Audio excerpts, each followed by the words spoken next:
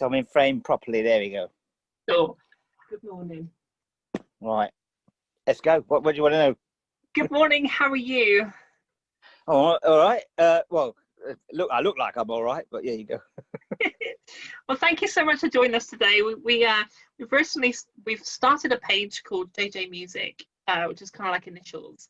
But really, the page kind of come around from trying to support or give a voice to some of the independent artists, grassroots, right the way up to yourselves that's just been in the industry for so long, and to try and give a voice on this year and how it's been, how we see the industry changing, and what you've been up to as an artist. We've contacted a few artists over the last sort of week, and it's been really successful. Some people are doing virtual festivals, and we know that you've got your gig coming up December 18th, New Cross, London. Yeah. And I've seen, from some of the posts that, has been up and down with the attendance levels in regards to what the venue's allowing. How has that been for you? Well, we sort of, like everybody, I suppose, we're just holding our breath to see how the lie of the land goes, because it constantly changes, as we found out this weekend. But seeing ahead of us, we've been discussing what we're going to do. Do we go ahead, because it's now a socially distanced 64 capacity sitting down at tables show, and which is all right for me. I'll perform to two dogs and a bloke, Me too. But at the end of the day, it's got to be viable, and it's all about juggling the figures. I know there's loads of people out there enjoy playing for nothing, but I don't think that's a principle it should be adhered to when you've been around as long as I have. Agreed, yeah. So some people think you're being a bit mean by saying, "No, you're cancelling the gig," because you don't drive a train to from A to B if you let all the passengers in for free, do you? So, exactly. I think there's a big difference between sort of like grassroots and trying to kind of like perhaps that as a hobby they may have full-time jobs and stuff like that, but on the other scale of that, there's artists that do this solely for a living, and it's their income at the end of the day. Well, that's it. I mean, having said that, of course, Sadiq Khan is in trouble for allowing people on buses and trains for free during the severe part of the lockdown, and now we might be losing the control of the Transport for London to the centralisation of government of everything. Oh, goodness me. Well, I've been delving back through your career. I spent the last couple of days kind of like, Oh, very sorry to hear that. Not at all. I mean, you've had an incredible career, and you played with some amazing artists and great venues. And I've noticed, because I've been living in Birmingham for the last 10 years, working on the circuit there. Right. And I noticed your first gig, hang on, that's off the top of my head, is it something I did have it written down. Barbarella's Punk Festival is August the 29th, 1977. Goodness me. What can you tell me about the gig? Who were you playing with? Like, delve back to that one part of memory. What was Birmingham like? What was the scene like? What were the fans like? Well, to give you a quick flash history, is basically saw David Bowie at Birmingham Town Hall in June 22nd, 1973, and I thought, wow, this is fantastic. But then I tried playing songs and learning guitar in my bedroom. I thought, I don't sound anything like these records I bought. Because of course I didn't know the leap you make from playing in your bedroom to recording studios and being musicians for years. But then I saw The Clash in July 1977, a month before the festival, and I thought, wow, I could do this. Because I saw the potential, the strip down of punk brought a stepping stone reality that I could get there. And so when the punk festival was coming up, because obviously nightclubs were being filled by young punks wanting something to do in the 70s, which was pretty grim for entertainment. outside of television. So we went to. I knew one of the bands who was playing Model Mania, so I was at college with their girlfriends. They did hairdressing. I was in the art department, and we used to talk in the canteen. So you were living in Birmingham, I presume. I was born in Solihull, near. Oh near my Birmingham. goodness! Right. And obviously, my dad basically wanted to commute further and further away from Birmingham. But as soon as I discovered the city, I wanted to go nearer and nearer to it. So anyway, so I got to hatch a plan with Model Mania to say, look, when you finish, I'll go. Give me your guitar, and I'll go straight on. I was going to just basically hijack a vacant spot right after a band had played. But in the end, I had to still approach the promoter, and I harangued him for hours, well, not hours, but for some considerable time, saying, "Oh, I'm a local hero." And there was about 8 mates I knew I could rely on to go woohoo, yeah, when I walked on stage. I said, "I'm a local hero, yeah." I blagged my way onto stage. I had no material. I'd only been playing guitar for 2 months. I hardly knew any more than a bar chord, and I had to slide it up and down, and then the plectrum flew out of my finger in the first strum, so I was just smashing my hand when bleeding, and I incorporated it into the material. I'm bleeding for you. This is proper punk, like, yeah. And it was just it was a horrendous. It was audacious and or abysmal, all in one.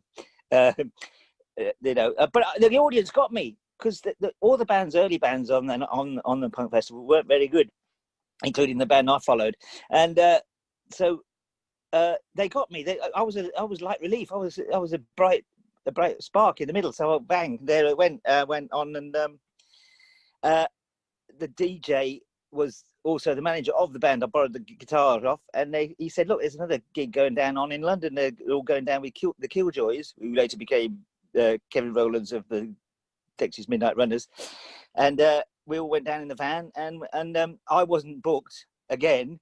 I had to then cajole the promoters, who happened to be the Clash tour managers, because they were secretly trying, because during the 77 town halls and police and councils were banning and clamping down on all the Pistols and the Clash gigs, and they were getting banned. So there was these gigs that started to pop up, which was basically promoters trying to make a fast buck by thinking that people would be duped into going to see the Pistols or the Clash, because they're playing under a secret name, like the Sex Pistols on tour secretly. Oh, okay, that went on. So they played under like pseudo names, and so he said, "Well, tell you what, in order to get out of this legal hole, you go on and tell them that the Cognoscenti Orchestra, which was the band billed to be at the top of the show, was you, the audience." And then, of course, I got a load of plastic bottles being thrown at me, and but I carried on. I nutted them back, because the stage at the Music Machine, which then became the Camden Palace, which then became Coco, had a 10-foot high stage. So by the time people were lobbing up plastic cups, I was able to bang them back with my head. So I was hardcore. So I really do feel that, like, as an artist, there's, of course, you can sit and play guitar. There's some people that get very nervous in front of the stage, but to someone like yourself, and you say the audience got you. Yeah. That's something that simply oozes from you as a performer, as there's something that just clicks, and you go on stage, and there's something that you kind of like, what's the word? Charisma is. Yeah. To be honest, I'm a bit disappointed you're not joining us from your bath with the cornetto. I can't hear that.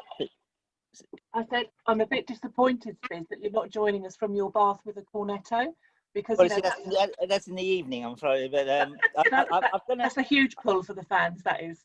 I might have to do a couple more leading up to the release of the new record, but because I've done about 200, and there's only so much you can do in one bathtub. You've been following it, haven't you? Yeah. One idea. Well, this brings us nicely on to so I did some research. I lived in London for a short time, but I did some research on Denmark Street and how influential that was in the 70s, and all the likes of Melody Maker and you'll correct me because I only know. Well, yeah, it was a central hub for the music industry, in as much as there not only were there guitar shops and pianos and trumpet shops, there was also upstairs. A lot of these places were publishers, music newspapers, like you say, and managers and agents, and actually manufacturing of guitars upstairs in some of these shops. Wow. Okay. So, for such a fantastic hub of heritage to be just trashed away, really no regard for it other than the political urgency to get Crossrail built, and in the meantime let some of their property developing friends just do what they like to the place. It's just scandal. It wouldn't happen in a lot of other countries. Yeah, it says Melody Maker both had their early offices on the street. Most of the major music publishing and management companies of the 50s and 60s were based there. Yeah. And the strip housed recording studios put to use by the Kinks, the Rolling Stones, Elton John. Bowie spent the 60s sipping coffee in the La Giocondo Cafe. Sex Pistols rehearsed at number 6. And probably the Bananarama actually lived there in the late 70s. Yeah, number 6, right? There's drawings done by John Lydon. They were supposed to be preserved. I'm not sure if they have, but I think they have. Yeah, And I think they have preserved that, from what I understand. Also, yeah. Well, a lot of that has been done by a fellow friend of mine and broadcaster on Resonance 104.4 FM, Henry Scott Irvin. And I was obviously I knew him, and when he started a campaign to save Tin Pan Alley, when he's made a film about it, and he organised a concert which I obviously performed at. I say obviously, but then I was a regular frequenter of the street. In fact, when I got my first guitar stolen after I moved to London, I bought my first replacement guitar there in Denmark Street. You know, you just walked in and there was hundreds of guitars. In fact, people have said that there's no guitar shops like them anywhere in the world where you can pick up a Fender or a Rickenbacker or a Stratocaster. You know. Exactly. I think and you get into you start talking about schools. They want to try and remove music's always the first thing to not be funded, and which is such a shame. Yeah, because they just drive everyone to mass the 3 R's, writing, arithmetic, and rubbish, I think. but music's the first thing we turn to when we're sad, when we're happy. It's a very important. It's incredibly important, uplifting thing. When you're a bit down, you can play one of your favourite tracks of all time, and you're feeling a lot better. And it's the same with singing. Singing is good for you, as long as many other exercises like swim. This is the first year I've never gone for a swim. Yeah. But also it affects mental health as well. I mean, just learning an instrument helps with dementia and so forth, or so it's been named. But it's remembering things. A lot of things about not getting dementia is recall. That's why a lot of people play Sudoku and do game puzzles and things, because it keeps the brain active. That's what you got to do. It's a muscle, great as much as any other part of your body. You got to keep fit. And then and then we move to the fans, where they need the shows because of the community, because it's their kind of like it's an outlet. Some people don't understand, but these gigs that we go to, the people that come and see your show is something that's a highlight of the year. Sometimes it's the favorite. Yeah, I've done gigs. We had a summer show we would always do, and sometimes we did Christmas shows where people would come from miles out. And I caught, one year we did it when they had that heavy snow in London. It was about 5 feet deep in places, and I was thinking, oh no, these people have told me that they're flying in. They're coming from out of town, out of the country, and it was a very, but that's why the show must go on. But it is crazy. I'm a social animal, I like going out and stuff, even if I don't look like I'm enjoying it. I really do. I'm known for going to the opening of an envelope, so. So Dawn said to mention your guitar. What can you tell us about your guitar? Your favourite guitar, Spizz?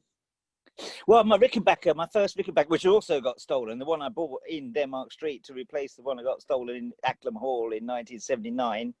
And then I moved to London in 1980, got a new one, and that got stolen from the studio where it was burgled. and then and then I got a cheaper Stratocaster, which that got nicked as well when I got burgled. And I know I've got one guitar up there which is bought from Milan, which is I can't remember the name of it now. It's hidden in the bag.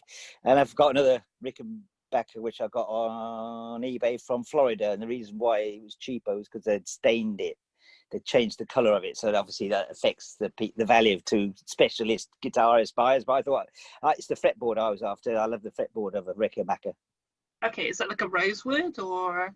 It is, yeah. Well, they are. This was a maple lighter color, but had been stained to look like cherry. Okay, color. right. But I think the Rickenbacker favorite one I had is they're just so expensive for me to get the same one, which was a beautiful guitar, which I wrote Mega City 3 on and Spock's missing on it, so it's gone. These guitars, they really do become the life and blood of, like, just get so attached to them, don't you? Or I do, at least. Well, for me, it's the fretboard of a Rickenbacker. You can get 2 octaves on it, and so it's a bit lazy, really. It means to say instead of working out all the scales, you just keep sliding the end up, So, I got a question for you. So, out of your career, what's still one of your favourite songs to play live that your fans might not? Obviously, you've got your big songs, but is there a song that particularly is close to your heart that you just enjoy playing live that perhaps your fans and readers might not know? We play 6,000 Crazy, but because it's a slightly odd song for a full band to play, because it was originally the duo, me and Pete Petrel in Spizz Oil, so that's like a signature tune because he has quite a dramatic intro, and I just use that to walk on stage to, and then I sing the first verse, and then we crack into the song that I've started every show since about 1982, which is Mega City 3, which is a song I wrote on that guitar, which I wrote all by myself, what I wrote. And yes, it's one of my favorite songs. Yeah, what I wrote, because I wrote it. and it could also be slowed down and turned into a Frank Sinatra with it's the biggest on the planet, where the tallest buildings stand. So it could be, it can convert to for when I get too old to jump around, I can do the Royal Albert Hall with a bow tie on, and like Rod Stewart and Robbie Williams and everybody else seems to do Brian Ferry when they decided that, hang on, I'm getting too old to rock and roll. Well, never say never for these big, West End shows. And you got a question? So the big thing really is, I've got to get near the microphone. Sorry. Yeah. One thing that I noticed from being a friend of yours on Facebook is that you've managed to stay incredibly current. You're always posting material, you're going back and looking over, some of the gigs and the experiences that you've had. Was that a conscious decision for you to stay current and in everyone's minds, or is that actually something that you like to do anyway? Well, this is kind of a organic thing, really, where, or it might be just because I've what people call me a bit fly-minded, because 1 minute I'm going really well with this one idea, and then suddenly, oh, what's that over there? And and I just a bit fly-minded, really. But I never drop a project completely. I often go back to a project and rework it sometimes. Like the Christmas in Denmark Street song I wrote 5 years ago, when the last week of the 12 bar in existence in Denmark Street, and I knew they were lying, the developers. I knew it wasn't going to be the same again like it was the year before Christmas. So that's how the song was written on the way home on the bike, and then me and Luca worked on it. And because when people want to book Spizz Energi and I tell them how much it is, they say, well, we can't afford that. So, well, I do an acoustic show with just me and Luca, if you want to have the bargain show called Spizzology. So people don't get confused. They're not going to come and see Spizz Energi. Spizzology is a different outfit. It's usually me and Luca, but we have done it with the whole band once. Playing acoustic bass, hand tambourines and percussion and acoustic guitar, and singing, everybody doing backing vocals. It was very, very good. Spizzology. So we worked it out, and we developed the song. Within a few months, we had a gig come up, me and Luca, and we did it. And people were singing along by the third chorus. Hello, this is good. I like this. And then we average about two or three Spizzology gigs a year, me and Luca. Yeah, it was always in the set, and then so it's already had its it's always been on the training pitch, as it were. So when it came to let's do it as a Christmas single while everything's really rubbish at the moment, and try and give and to highlight the fact that Denmark Street has been savaged, and we've made a good fist of it, and I think maybe we might stand a chance of denting the charts with this purchase strategy, with encouraging my supporters to download it or buy the vinyl. Yeah, and it'll all count the chart position because it'll all be concentrated on 1 week. So when does the song... you get on telly, it'll be a better Christmas with me on the telly. So when is the single released in and we'll do our best to promote it as best we can. We're very small on this page. It's 27th of November is the download release, but I think that's when the vinyl goes out the shop, and then the official release is 18th of December, which is very late, but that means that's when bang it'll all drop. And the Christmas, yeah. The idea we might get a Christmas hit, I doubt it, but it could be. You don't know what's going on, and I don't know how many Christmas. Normally, it's a very competitive time, Christmas, for record releases. And also there's reissues often of Slade, or reissues of hits because it's 40 years ago this week or something. And so you are against possibly a highly competitive fortnight leading up to Christmas of possibly 200 releases, but. That's what the nature of being in this industry is. It's a competitive industry. When you sink or you swim, really. I think it's got every chance. I think this year the music industry, it's very prevalent. I think a lot of artists have on Facebook, haven't they?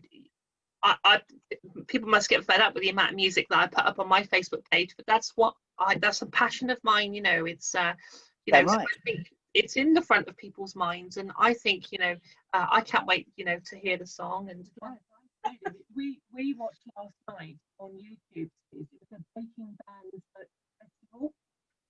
Sorry, we watched it last night on YouTube. The Breaking Bands virtual festival on YouTube last night. Right.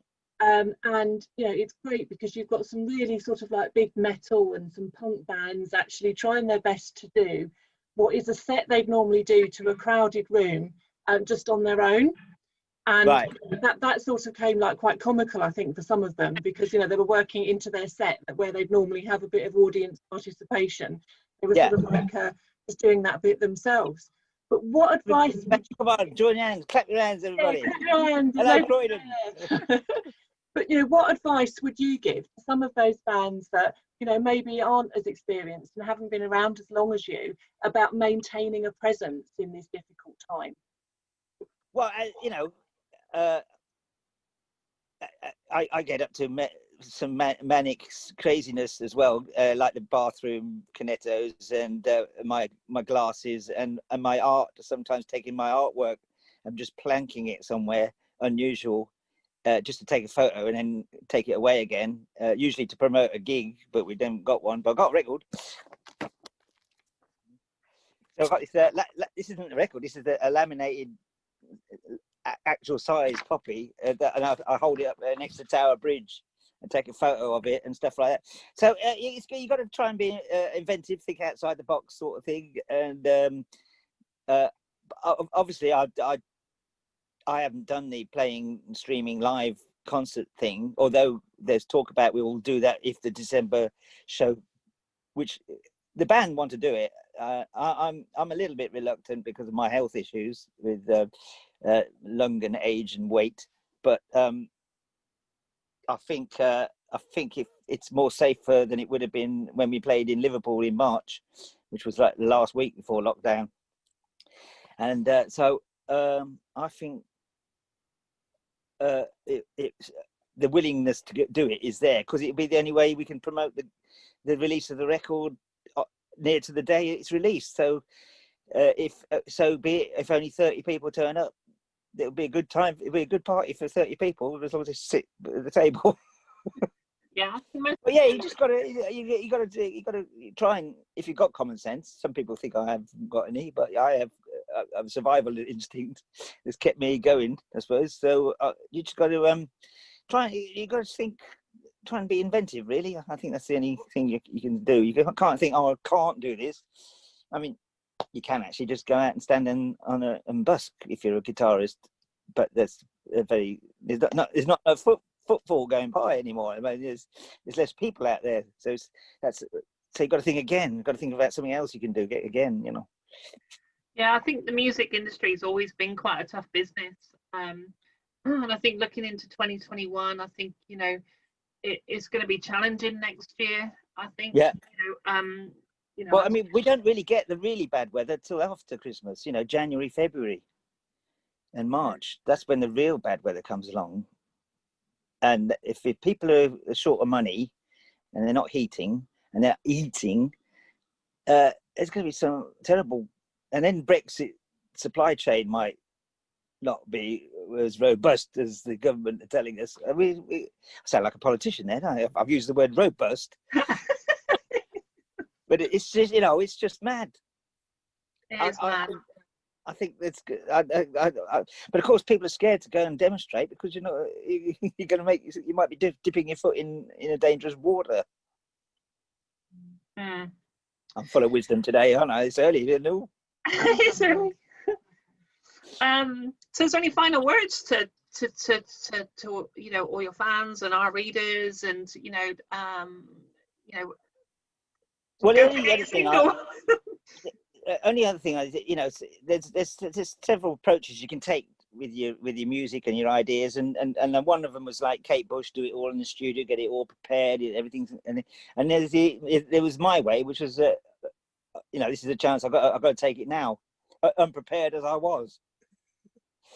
So you got to choose. You got to pick your fights and see what you're able to do, really. Yeah. No, it's yeah. Well, thank you, honestly. Thank you so much for joining us today and taking time out your busy schedule. We'll be sure to on a Sunday. We'll be sure to to share posts and try and get. Send me the links for anything you write up or whatever. You're going to post this video as well. Yeah, absolutely. I think we're going to put some of your videos up tomorrow through the day, and then build up to releasing this sort of interview tomorrow. I used to work on the punk circuits or in Birmingham, sort of the last 10 years with my previous band.